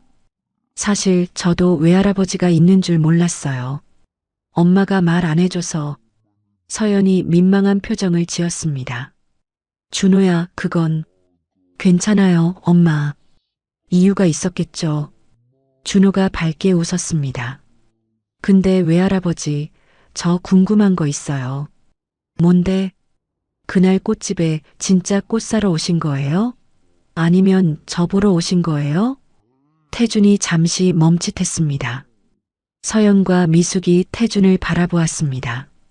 솔직히 말하면 너 보러 갔어. 역시 그럴 줄 알았어요. 준호가 씩 웃었습니다. 손님이 꽃은 하나도 안 보고 저만 계속 쳐다봐서 좀 이상했거든요. 태준이 민망하게 웃었습니다. 그랬구나. 티가 많이 났어? 네, 많이요. 근데 눈빛이 나쁜 사람 같지는 않아서 그냥 친절하게 대해드렸어요. 서연이 아들의 머리를 쓰다듬었습니다. 우리 준호가 원래 눈치가 빨라요. 거실에 오랜만에 웃음소리가 퍼졌습니다. 어색하지만 따뜻한 시간이었습니다. 태준이 자리에서 일어났습니다. 오늘은 이만 가볼게. 너무 오래 있으면 부담될 테니까. 벌써요? 저녁이라도 드시고 가시지. 서연이 말했습니다. 태준이 고개를 저었습니다. 오늘은 여기까지만 할게. 다음에 또 올 수 있을까? 서연이 미숙을 바라보았습니다. 미숙이 작게 고개를 끄덕였습니다. 네, 또 오세요. 서연이 대답했습니다. 태준의 눈가가 촉촉해졌습니다. 고마워, 서연아. 기회를 줘서 고마워. 현관문을 나서려던 태준이 잠시 멈췄습니다. 서연아, 꽃집 문제는 내가 해결할게. 민재한테 손대지 못하게 하겠어. 아버지가 어떻게요? 민재개발 뒤에 성도건설이 있어. 성도건설은 내 회사야. 내가 투자금 회수하고 프로젝트 중단시키면 돼. 서연의 눈이 커졌습니다. 그게 가능해요? 응. 이사회 소집해서 결의하면 돼. 다음 주 안에 처리할게. 아버지. 그리고 민재는 명예훼손으로 형사 고소할 거야. 내 어머니한테 한 짓은 절대 용서 못해. 태준의 눈빛이 단호했습니다. 서연은 아버지의 눈에서 처음으로 가족을 지키려는 의지를 보았습니다. 고마워요, 아버지. 서연이 작은 목소리로 말했습니다. 그 한마디에 태준의 가슴이 뜨거워졌습니다. 18년 만에 딸에게서 아버지라는 호칭을 들은 것이었습니다. 태준이 집을 나서자 준호가 창가에 서서 손을 흔들었습니다. 외할아버지, 다음에 또 와요. 태준이 손을 들어 화답했습니다. 차에 오른 뒤에도 한참을 떠나지 못했습니다. 핸들 위에 얼굴을 묻고 소리 없이 울었습니다. 잃어버린 18년은 되돌릴 수 없었습니다. 하지만 남은 시간은 달라질 수 있었습니다. 태준은 그 시간을 위해 모든 것을 바로잡기로 마음먹었습니다. 다음 날 아침 태준은 성도그룹 본사로 출근했습니다. 비서 김현수가 일정표를 들고 기다리고 있었습니다. 회장님, 오늘 오전에 이사회 소집 가능합니다. 안건은 성도건설의 민재개발 투자금 회수건으로 올려놓았습니다. 좋아. 바로 시작하지. 그리고 명예훼손 고소장은 어제 로펌에서 검토 완료했습니다. 회장님 결제만 하시면 바로 접수됩니다. 태준이 고소장을 받아들었습니다. 민재의 이름이 적혀 있었습니다. 펜을 들어 결제란에 서명했습니다. 접수해. 알겠습니다. 김현수가 서류를 들고 나갔습니다. 태준은 창밖을 바라보았습니다. 서울의 스카이라인이 아침 햇살에 빛나고 있었습니다. 이제 시작이다. 태준이 낮게 중얼거렸습니다. 정의 모자와의 싸움은 이제부터였습니다. 하지만 두렵지 않았습니다. 지켜야 할 가족이 생겼기 때문이었습니다. 성도그룹 본사 20층 대회의실에 이사진이 모였습니다. 태준이 상석에 앉아 회의 시작을 알렸습니다.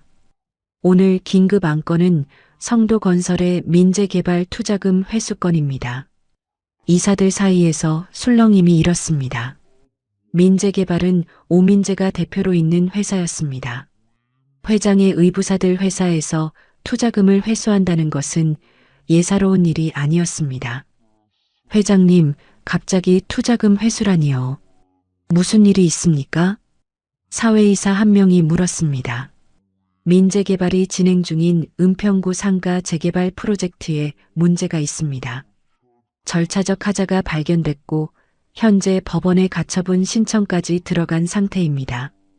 그 정도로 투자금을 회수해야 합니까? 그것만이 아닙니다. 태준이 서류 한 뭉치를 테이블 위에 올렸습니다. 민재개발 대표 오민재가 특정 개인에 대한 명예훼손을 저질렀습니다. 허위 사실을 유포해서 피해자가 병원에 입원까지 했습니다. 이런 회사에 성도건설 이름을 걸어둘 수 없습니다. 이사들의 표정이 굳어졌습니다. 명예훼손이라는 단어가 무겁게 회의실에 걸렸습니다. 투자금 회수에 찬성하시는 분은 거수해 주십시오. 태준의 말이 끝나자 이사들이 하나둘 손을 들었습니다. 과반수가 넘었습니다. 가결되었습니다. 성도건설은 민재개발에 대한 투자금을 즉시 회수하고 해당 프로젝트에서 철수합니다. 회의가 끝난 뒤 태준은 곧바로 인사위원회를 소집했습니다. 안건은 오민재 부사장의 직위 해임이었습니다. 오민재 부사장은 개인 회사를 통해 그룹 이미지에 심각한 손상을 끼쳤습니다. 성도그룹 내 모든 직위에서 해임을 요청합니다. 인사위원회는 만장일치로 해임안을 통과시켰습니다. 태준이 회장실로 돌아왔을 때 비서 김현수가 보고를 올렸습니다. 회장님, 명예훼손 고소장 접수 완료됐습니다. 수고했어. 그리고 오 여사께서 면담을 요청하셨습니다. 태준의 눈이 차가워졌습니다. 만날 생각 없어. 앞으로 오 여사나 오민재가 본사에 오면 출입을 막아. 알겠습니다. 같은 시각 강남의 고급 레스토랑에서 정희와 민재가 마주 앉아 있었습니다. 민재의 얼굴이 불그락푸르락했습니다. 어머니, 이게 말이 돼요? 아버지가 저를 해임했어요. 알아. 나도 들었어. 정희의 목소리도 떨리고 있었습니다. 투자금 회수에 직위 해임이면 끝이에요. 제가 뭘 그렇게 잘못했다고. 목소리 낮춰. 사람들이 봐. 민재가 이를 악물었습니다. 명예훼손으로 고소까지 당했어요. 형사고소라고요. 뭐, 형사고소? 정희의 얼굴이 굳어졌습니다. 그 윤미숙이라는 여자 과거 퍼뜨린 게 명예훼손이래요. 경찰에서 출석 요구가 왔어요. 정희가 테이블을 쳤습니다. 물잔이 흔들렸습니다. 그 남자가 완전히 미쳤군. 가족을 상대로 고소를 해? 어머니, 어떻게 해요? 저 이대로 당하고만 있어야 해요? 정희가 잠시 생각에 잠겼습니다. 눈빛이 매섭게 빛났습니다. 당하고만 있을 순 없지. 우리도 싸워야 해. 어떻게요? 이혼 소송에서 최대한 끌어내야 해. 재산 분할, 위자료. 그리고 네가 아버지 회사에서 일한 공로도 주장해야 하고. 그게 될까요? 안 되게 해야지. 내가 최고 로펌에 연락할게. 변호사 10명이고 20명이고 붙여서 싸울 거야. 민재가 고개를 끄덕였습니다. 하지만 불안한 기색은 지워지지 않았습니다. 어머니, 근데 명예훼손건은 어떻게 해요? 증거가 다 있잖아요. 증거라고 해봤자 인터넷 글이야. 네가 직접 쓴 것도 아니고 대행업체가 쓴 거잖아. 그래도 제가 지시한 건 맞으니까. 시침이 떼면 돼. 몰랐다고 해. 대행업체가 알아서 한 거라고. 민재의 표정이 복잡해졌습니다. 그게 통할까요? 안 통하게 해야지. 정신 차려, 민재야. 여기서 무너지면 우리 다 끝이야. 정희의 목소리가 날카로웠습니다. 민재가 입술을 깨물며 고개를 숙였습니다. 그날 저녁 서연의 꽃집에 김도연 변호사가 찾아왔습니다. 서연 씨, 좋은 소식이에요. 무슨 소식이요? 가처분 신청이 인용됐어요. 법원에서 퇴거 집행 금지 결정을 내렸습니다. 서연의 눈이 커졌습니다. 진짜요? 네. 일단 재개발 프로젝트 정식 인허가가 날 때까지 퇴거 집행은 못해요. 서연의 눈에 눈물이 고였습니다. 감사합니다. 정말 감사합니다. 그리고 또 하나요. 민재개발이 이 프로젝트에서 손을 뗀대요. 네. 성도건설이 투자금을 회수하면서 프로젝트가 사실상 중단됐어요. 새 시행사가 나타나지 않는 한 재개발은 진행이 안 될 겁니다. 서연은 믿기지 않았습니다. 며칠 전만 해도 2달 안에 쫓겨날 위기였습니다. 그런데 갑자기 모든 것이 해결된 것이었습니다. 이게 다 아버지가. 서연이 중얼거렸습니다. 도연이 고개를 끄덕였습니다. 회장님이 직접 움직이셨다고 들었어요. 이사회까지 소집해서 투자금 회수를 결의하셨대요. 서연의 가슴이 뜨거워졌습니다. 아버지가 약속을 지킨 것이었습니다. 감사합니다. 변호사님도 송재호 선생님도 정말 감사해요. 별 말씀을요. 앞으로 가게 잘 운영하세요. 도연이 웃으며 꽃집을 나섰습니다. 서연은 빈 가게에 홀로 서서 한참을 울었습니다. 안도와 감사의 눈물이었습니다. 저녁이 되어 준호가 학교에서 돌아왔습니다. 엄마, 왜 울어? 무슨 일 있어? 아니야, 좋은 일이 있어서 그래. 좋은 일인데 왜 울어? 서연이 웃으며 눈물을 닦았습니다. 기뻐서 우는 거야. 엄마 꽃집 안 쫓겨나게 됐어. 준호의 얼굴이 환해졌습니다. 진짜? 재개발 그거 취소됐어? 응. 외할아버지가 도와주셨어. 준호가 잠시 생각에 잠겼습니다. 외할아버지가? 그날 오셨던 그 할아버지? 응. 우와, 외할아버지 진짜 대단하다. 어떻게 그런 걸 해결해?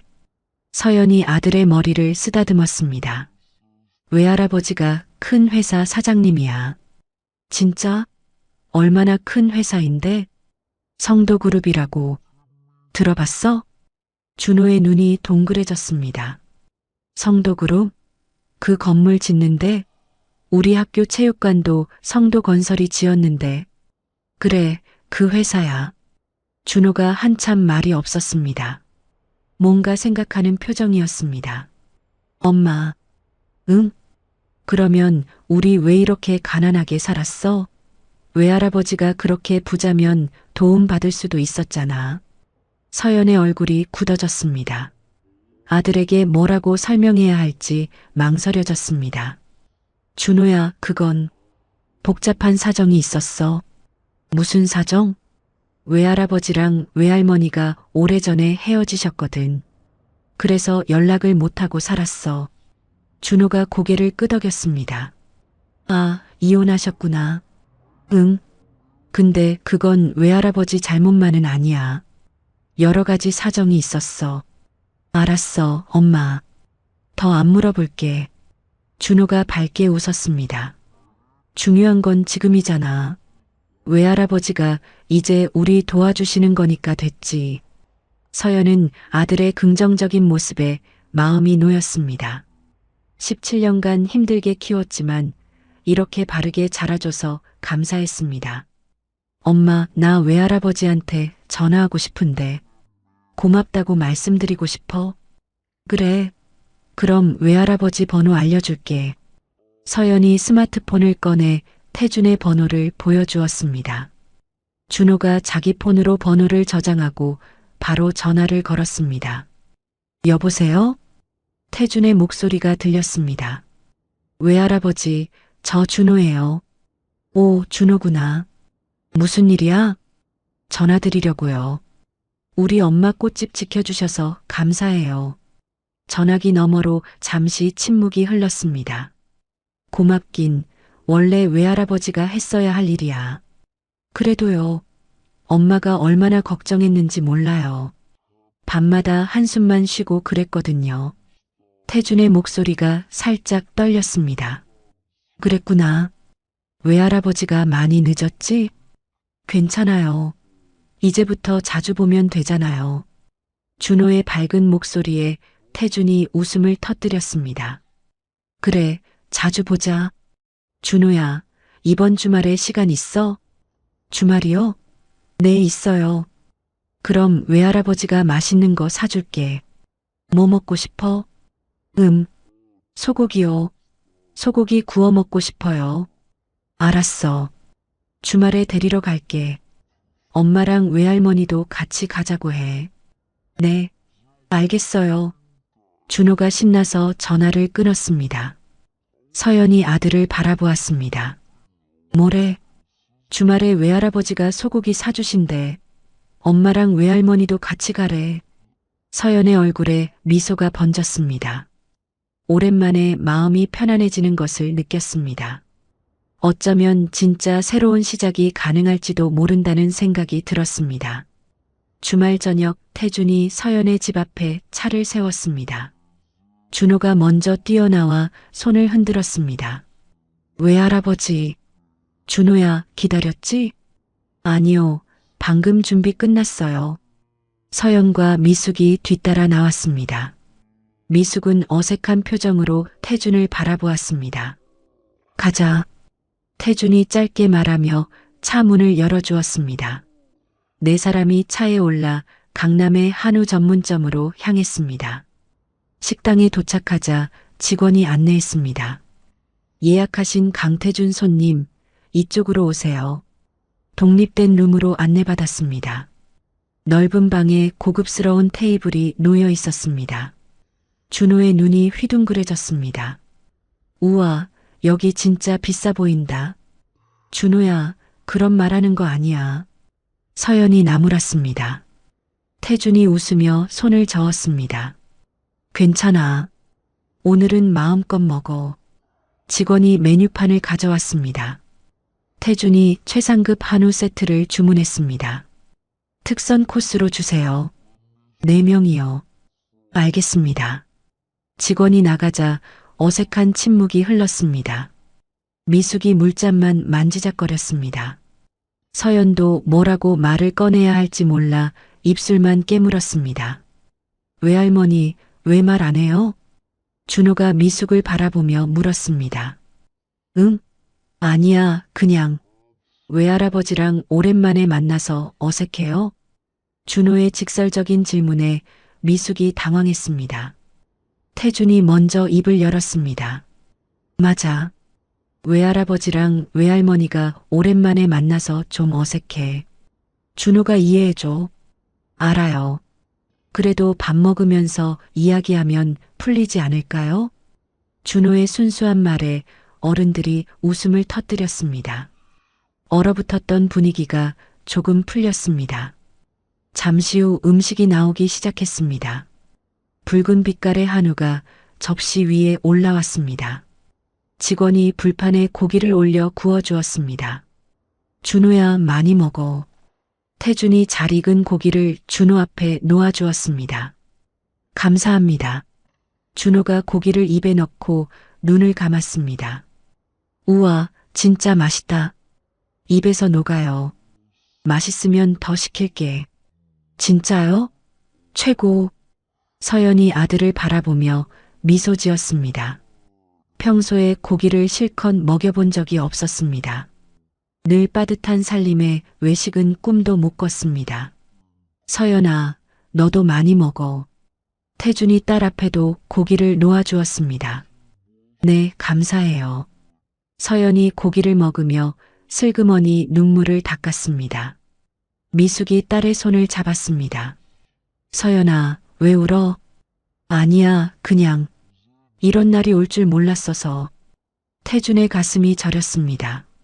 18년간 딸이 얼마나 힘들게 살았는지 새삼 느껴졌습니다. 미안하다, 서연아. 아빠가 더 일찍 찾아왔어야 하는데.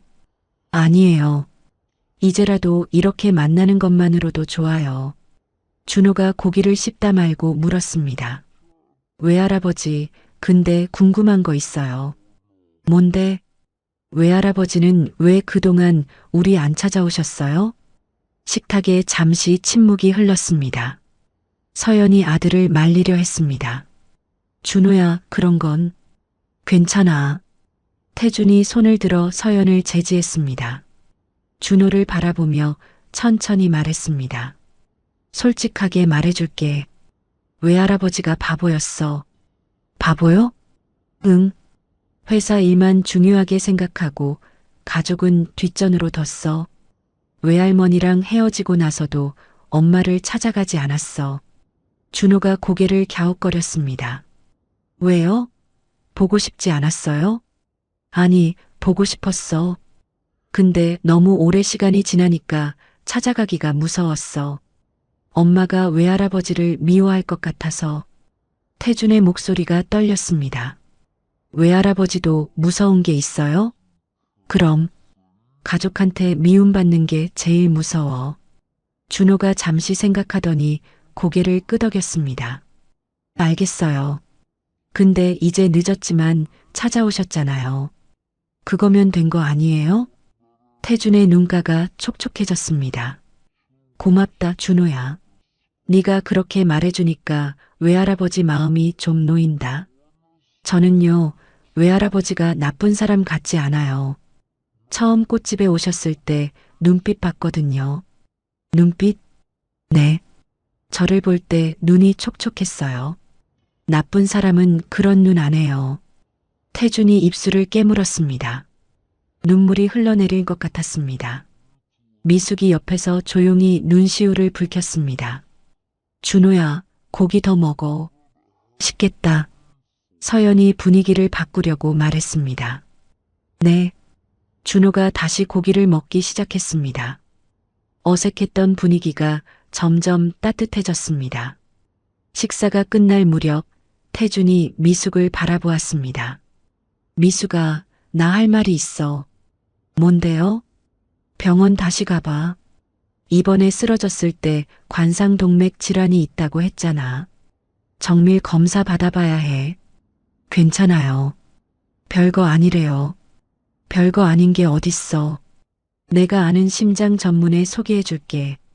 제대로 검사 받아. 미숙이 고개를 저었습니다. 됐어요. 돈도 많이 들 테고.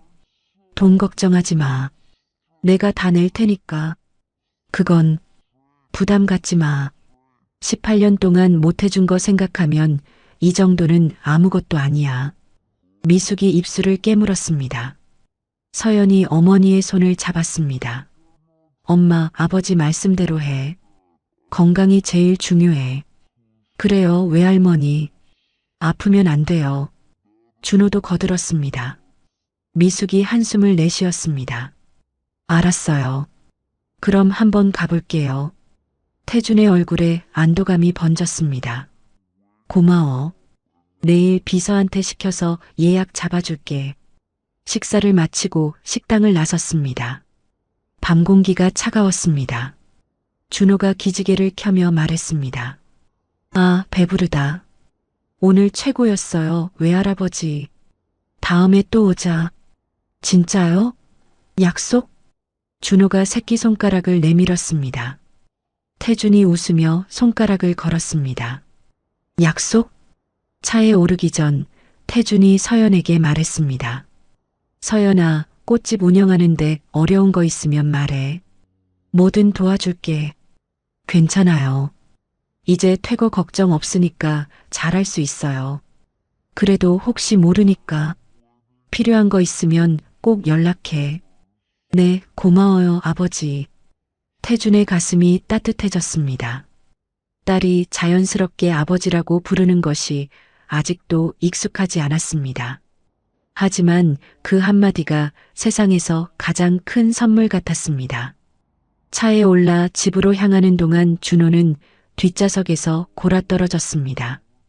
배가 불러서 졸음이 쏟아진 것이었습니다. 저 녀석 벌써 잠들었네. 서연이 웃으며 말했습니다. 태준이 백미러로 준호를 바라보았습니다. 참 좋은 아이야. 서연아, 네가 잘 키웠어. 혼자 키우느라 많이 부족했는데 그래도 저렇게 밝게 자라줘서 다행이에요. 미숙이 창밖을 바라보며 조용히 말했습니다. 서연이가 정말 고생 많았어요. 준호 어릴 때 밤새 울면 업고 나가서 달래고 아프면 병원 뛰어다니고. 엄마, 그런 얘기 왜 해요? 아니, 태준 씨가 알아야지. 서연이가 얼마나 힘들게 살았는지. 태준의 손이 핸들 위에서 떨렸습니다. 미안해. 정말 미안해. 이제 됐어요. 지난 일 자꾸 얘기해봤자 뭐해요. 미숙이 창밖으로 시선을 돌렸습니다. 차 안에 잠시 침묵이 흘렀습니다. 서연의 집 앞에 도착했습니다. 태준이 차에서 내려 문을 열어주었습니다. 들어가. 네. 오늘 감사했어요. 서연이 잠든 준호를 깨웠습니다. 준호야, 일어나. 집 왔어. 벌써? 준호가 눈을 비비며 일어났습니다. 차에서 내리다가 태준을 보고 손을 흔들었습니다. 외할아버지, 다음에 또 봐요. 그래, 준호야. 잘 자. 미숙이 마지막으로 차에서 내렸습니다. 태준과 눈이 마주쳤습니다. 오늘 고마웠어요. 미숙이 작은 목소리로 말했습니다. 나야말로 고마워. 와줘서. 미숙이 고개를 끄덕이고 돌아섰습니다. 세 사람이 아파트 안으로 들어가는 것을 태준은 한참 동안 바라보았습니다. 차에 올라 호텔로 돌아가는 길, 태준의 눈가에 눈물이 흘렀습니다. 오랜만에 느껴보는 가족의 온기였습니다. 잃어버린 18년은 되돌릴 수 없었습니다. 하지만 오늘 같은 날이 계속된다면 조금씩 회복할 수 있을 것 같았습니다. 반드시 지켜야 해. 이번에는. 태준이 낮게 다짐하며 어둠 속으로 차를 몰았습니다. 며칠 후 미숙은 태준이 소개해준 심장 전문의를 찾아갔습니다. 서울대학교병원 심장혈관센터였습니다. 서연이 어머니를 부축하며 함께 들어갔습니다. 윤미숙 환자분, 들어오세요. 간호사의 안내에 따라 진료실로 들어갔습니다. 담당 의사는 50대 중반의 온화한 인상이었습니다. 안녕하세요. 강 회장님께서 미리 연락을 주셨어요. 정밀 검사 결과를 말씀드릴게요. 의사가 모니터를 가리켰습니다. 심장 영상이 떠 있었습니다. 관상동맥에 협착이 보입니다. 지금 당장 위험한 수준은 아니지만 관리가 필요해요. 미숙의 얼굴이 굳어졌습니다. 관리라면 어떻게 해야 하나요? 약물 치료를 병행하면서 정기적으로 검사를 받으셔야 해요. 스트레스를 피하시고 식이 조절도 중요합니다.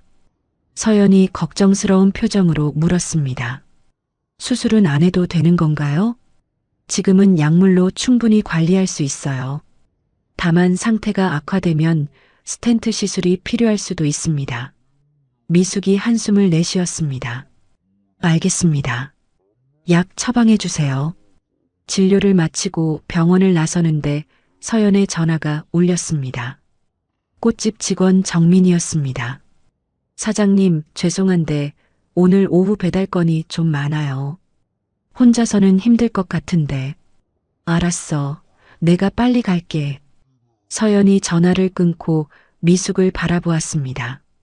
엄마, 나 가게 가봐야 해. 집에 혼자 갈 수 있어? 그럼 걱정 마. 나 혼자 못 갈 것 같아? 그래도 빨리 가. 가게 일이 중요하지. 서연이 망설이다 고개를 끄덕였습니다. 그럼 집에 가서 푹 쉬어. 저녁에 내가 맛있는 거 사갈게. 알았어. 조심해서 가. 서연이 택시를 잡아 미숙을 태워보냈습니다. 그리고 지하철을 타고 꽃집으로 향했습니다. 꽃집에 도착하니 정민이 분주하게 움직이고 있었습니다. 테이블 위에 주문서가 수북이 쌓여 있었습니다. 사장님 오셨어요? 오늘 웨딩 시즌이라 주문이 폭주했어요. 알았어. 내가 포장할 테니까 정민 씨는 배달 먼저 나가. 네. 정민이 준비된 꽃 상자를 들고 나갔습니다. 서연은 앞치마를 두르고 작업에 들어갔습니다. 1시간쯤 지났을 때 꽃집 문이 열렸습니다. 서연이 고개를 들었습니다. 어서 오세. 말이 끊겼습니다. 문 앞에 정희가 서 있었습니다. 검은색 코트에 선글라스를 낀 모습이었습니다. 오랜만이네요, 서연 씨. 정희가 선글라스를 벗으며 천천히 들어왔습니다. 서연의 얼굴이 굳어졌습니다. 여기 어떻게 오셨어요? 찾아오면 안 되나요? 꽃 사러 왔는데. 정희가 진열된 꽃들을 둘러보았습니다. 서연은 가슴이 쿵쾅거렸습니다. 이 여자가 왜 여기에 온 것인지 짐작이 갔습니다. 무슨 일로 오신 건지 말씀해 주세요. 바로 본론으로 들어가자는 거죠? 좋아요. 정희가 서연 앞에 섰습니다. 눈빛이 차가웠습니다. 당신 아버지가 요즘 많이 변했더라고요. 18년 동안 거들떠보지도 않던 전처 가족을 갑자기 챙기기 시작하고. 그게 저랑 무슨 상관이에요? 상관이 있으니까 왔죠. 정희가 한 발짝 다가섰습니다. 내가 솔직하게 말할게요. 당신네 가족이 내 남편 곁에 얼씬거리는 게 불쾌해요. 서연의 눈에 불꽃이 일었습니다. 아버지가 먼저 찾아오신 거예요. 저희가 부른 게 아니라고요. 그러니까 문제죠. 왜 갑자기 찾아왔을까? 당신이가 뭔가 꾸민 거 아니에요? 뭘 꾸몄다는 거예요? 말도 안 되는 소리 하지 마세요. 정희가 비웃듯 웃었습니다. 말도 안 된다고요? 재벌 회장이 갑자기 버린 가족을 찾아와서 챙겨주기 시작했는데 그게 우연이라고 생각해요? 우연이 아니에요. 아버지가 진실을 알게 됐으니까요. 진실? 무슨 진실?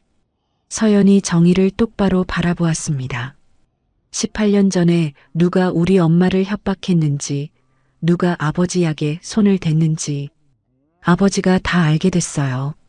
정희의 얼굴이 살짝 굳어졌습니다. 하지만 곧 표정을 수습했습니다. 협박이요? 약에 손을 댔다고요? 무슨 헛소리예요? 헛소리가 아니에요. 증거도 다 있어요. 증거? 정희가 코웃음을 쳤습니다. 증거가 뭐든 간에 법정에서 봐요. 내 변호사들이 다 처리할 테니까. 그러세요. 저희도 준비되어 있어요. 정희의 눈이 가늘어졌습니다. 당신 똑똑한 척하지 마요. 당신이 누구랑 싸우는 건지 알아요? 알아요. 18년 동안 우리 가족을 망가뜨린 사람이랑 싸우는 거죠. 서연의 목소리가 떨렸지만 눈빛은 흔들리지 않았습니다. 정희가 입술을 깨물었습니다. 좋아요. 그렇게 나오겠다 이거죠? 정희가 가방에서 봉투 하나를 꺼냈습니다. 테이블 위에 내려놓았습니다. 이게 뭐예요? 열어봐요. 서연이 봉투를 열었습니다. 안에는 수표 한 장이 들어 있었습니다. 액수를 보고 서연의 눈이 커졌습니다. 5억이요? 네. 그 돈 받고 당신네 가족은 조용히 사라져요. 서울 떠나서 다시는 내 남편 앞에 나타나지 마요. 서연이 수표를 집어들었습니다. 정희의 입꼬리가 올라갔습니다. 역시 돈 앞에서는 찢어지는 소리가 났습니다. 서연이 수표를 두 조각으로 찢어버렸습니다. 미쳤어요? 정희가 소리쳤습니다. 가져가세요. 저희는 돈 따위에 움직이지 않아요. 당신 지금 뭘 하는 거야? 5억이야, 5억. 5억이든 50억이든 상관없어요. 저희 가족은 팔 물건이 아니에요. 서연이 찢어진 수표를 정희 앞에 내밀었습니다. 정희의 얼굴이 불그락푸르락해졌습니다. 후회할 거예요. 두고 봐요. 정희가 이를 악물며 꽃집을 나갔습니다. 문이 쾅 닫혔습니다. 서연은 그 자리에 주저앉았습니다. 다리에 힘이 풀렸습니다. 손이 떨렸습니다. 괜찮아. 잘했어. 잘한 거야. 서연이 스스로를 다독였습니다. 저녁 무렵 정민이 배달을 마치고 돌아왔습니다. 사장님 다녀왔. 사장님 얼굴이 왜 그래요? 아니야, 괜찮아. 괜찮은 얼굴이 아닌데요. 무슨 일 있었어요? 서연이 한숨을 내쉬었습니다. 손님이 하나 왔었는데 좀 힘든 손님이었어. 진상이요? 뭐라고 했는데요? 아니야, 진상은 아니고 그냥 개인적인 일이야. 정민이 걱정스러운 표정으로 서연을 바라보았습니다. 사장님, 요즘 너무 무리하시는 것 같아요. 어머님 병원도 다니시면서 가게 일까지 하시느라 힘드시잖아요. 괜찮아. 이 정도는 버틸 수 있어. 그래도 쉬엄쉬엄 하세요. 제가 더 열심히 할 테니까. 서연이 고마운 마음에 미소를 지었습니다. 고마워, 정민 씨. 정민 씨가 있어서 내가 버티는 거야. 에이, 무슨 말씀을요. 정민이 쑥스럽게 웃었습니다. 그날 밤 서연은 아버지에게 전화를 걸었습니다. 아버지, 오늘 가게에 손님이 한 명 왔어요. 손님? 누가? 오정혜 씨요. 전화기 너머로 침묵이 흘렀습니다. 정희가? 거기 왜 갔어? 돈 들고 왔어요. 5억 주면서 서울 떠나라고요. 태준의 목소리가 낮아졌습니다. 그래서 뭐라고 했어? 찢어버렸어요. 다시 침묵이 흘렀습니다. 잘했어. 서연아, 잘했어. 태준의 목소리가 떨렸습니다. 아버지, 그 사람 앞으로 또 올 것 같아요. 저희 가만 안 놔둘 것 같은 눈빛이었어요. 걱정 마. 내가 처리할게. 앞으로 정희가 너희한테 접근 못하게 하겠어. 어떻게요? 이혼 소송에 접근 금지 조항 넣을 거야. 그리고 경호원도 붙여줄게. 경호원까지는 안 돼. 그 여자가 뭔 짓을 할지 몰라. 내가 다 막을 테니까 너는 걱정하지 마. 서연의 눈에 눈물이 고였습니다. 고마워요, 아버지. 고맙긴.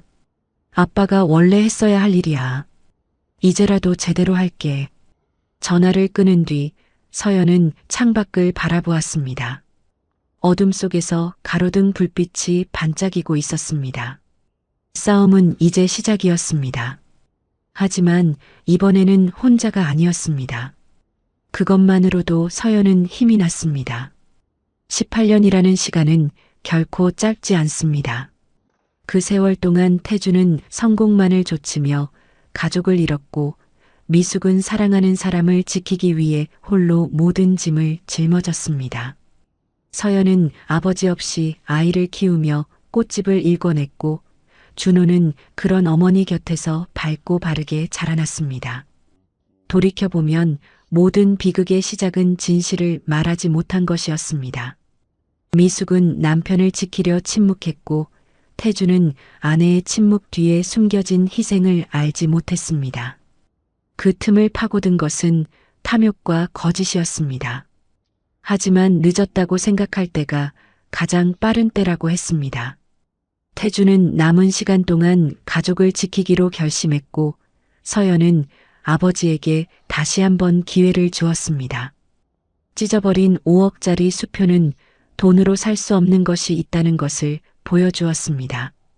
그것은 가족의 자존심이었고 18년간 지켜온 삶의 무게였습니다. 아직 싸움은 끝나지 않았습니다.